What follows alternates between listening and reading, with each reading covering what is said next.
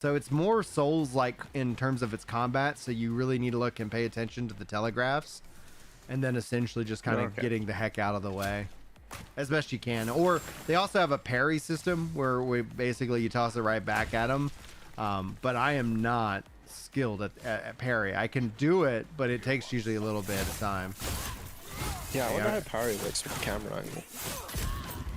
Oh, It's pretty fudge, hard. dude. I am Like, weak. I think, yeah, it depends on the boss. Some bosses are easier than others, but like, for example, like the last boss of the game, not going to mention any names, is like very hard to parry at certain animations. Yeah. But like the beginning of the game, like, I guess, like, Warwick is pretty stock standard in regards to like how to react to his parry windows. But I would say it's very, very basically more play, more like reward in regards to like understanding mechanics and like reacting to those mechanics effectively.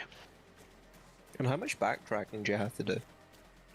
It's actually kind of like a interestingly set up living world.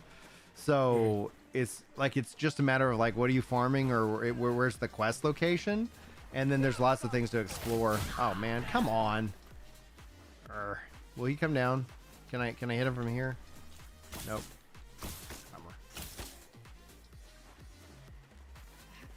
It's really difficult when they do that in the Crucible. I don't know if you've encountered that. Well, I get knocked off the ledge. Be like, They're no. just edge blocking like for days. There we go. Cool. So Or edge guarding, I rather. built this class purely as archer, so like if I get hit, it's not gonna end well. Yeah.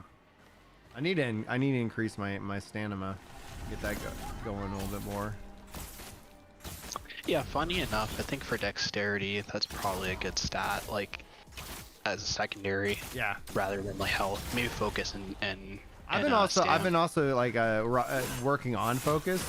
So like I actually have it starts the second bar, which is cool. So the idea is like obviously doing melee gets me more focus. So anything that is going to increase my focus generation and or regeneration will be very helpful for this build.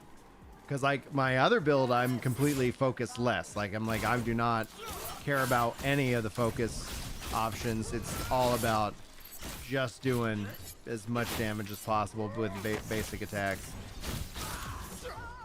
Right. There we go. Let's see.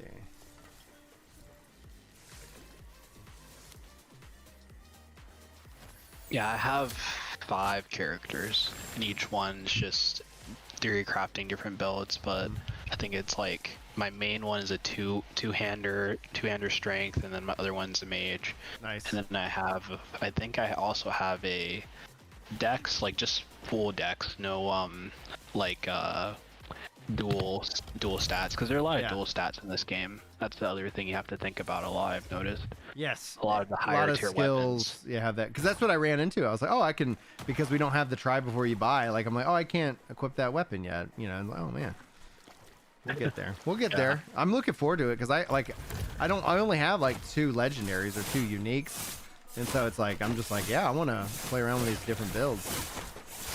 What do you mean by dual stat requirement? Do you mean like in Elden Ring or something where it says you need like Arcane and Faith to use? Yes. Okay. Precisely. Exactly like that.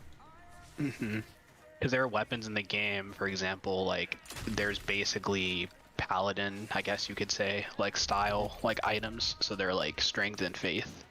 And you would need both of those components, and there's different tiers. So like the game goes from like tier 1 to tier 3 with items. So you could have, say, an item that's tier 1 that requires 16 faith and 16 strength, and then it can go up to, I believe, like 22, I think is kind of like the next like stat requirement up, depending on tier. I could what I probably wind up doing is that if Blink is as good as people keep saying in chat it is, like I might invest some points into equipment load just so I can get my weight class down so I can use that.